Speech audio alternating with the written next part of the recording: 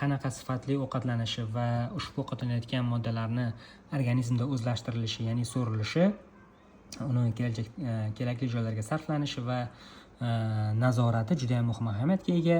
Undan tashqari bu deyarli 70-80% holatlarda bu genetik programmlashtirilgan, ya'ni genetik omillardan kelib chiqadi.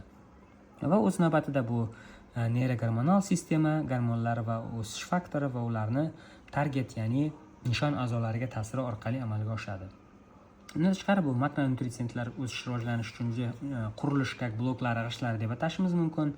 Ular energiya bilan ta'minlaydi, vitaminlar va minerallar kabi mikroelementlar esa o'sha o'sishni tartibga solish, uni yaxshi amalga oshishi uchun muhim ahamiyatga ega. Misol uchun temir preparati agar yetishmovchilik bo'ladigan bo'lsa, unda kamqonlik va o'z navbatida o'sish orqada qolishi, vazn ortishi uni korreksiya qilganda o'sish va vazn yaxshilanish holatlari o'z isbotini topgan.